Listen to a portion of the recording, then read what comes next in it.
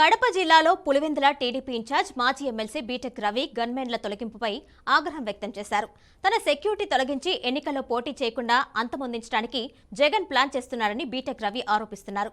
నాకు ఏ హాని జరిగినా సీఎం జగన్మోహన్ రెడ్డి, వైఎస్ భారతిరెడ్డిదే బాధ్యత అని, ఎన్నికల సమయంలో సెక్యూరిటీపై కోర్టును ఆశ్రయిస్తామని బీటెక్ రవి తెలిపారు. ఇంట్లో కూర్చుంటారని ఏమన్నా అనుకున్నారేమో. మేమేమన్నా ఇంట్లో కూర్చుండే టైపా? సెక్యూరిటీ ఉన్నా లేకపోయినా ఖచ్చితంగా మేము ప్రజల్లోనే తిరుగుతాము, తర్వాత ప్రజలతోనే మమేకమై ఉంటాము, మా ప్రికాషన్స్లో మేము ఉంటాము.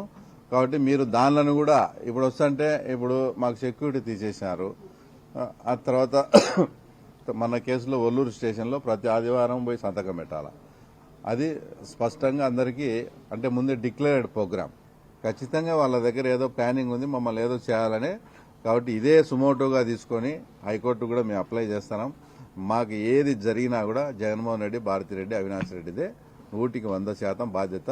నాకేమైనా పొరపాటున రేపొద్దున ఏమైనా జరిగినా కూడా ఆ తర్వాత దీన్నే సుమోటోగా తీసుకోవాలని కూడా మీ ద్వారా అందరికీ కూడా చేస్తాను. తర్వాత ఇంకో విషయం ఏంటంటే, మొన్న సింహాద్రిపానికి వచ్చి మా మండలంలో ఏదో ఓపెనింగ్లు అవి ఇవి ఆయన చేసిన ఓపెనింగ్లు ఏంటంటే, పాత పోలీస్ స్టేషన్ పడగొట్టి కొత్త పోలీస్ స్టేషన్ కట్టినాడు, పాత ఎండిఓ ఆఫీస్ పడగొట్టి కొత్త ఎండిఓ ఆఫీస్ కట్టినాడు, పాత ఎంఆర్ఓ ఆఫీస్ పడగొట్టి కొత్త ఎంఆర్ఓ ఆఫీస్ కట్టినాడు. ఆయన ఓపెనింగ్ చేసింది ఇదే.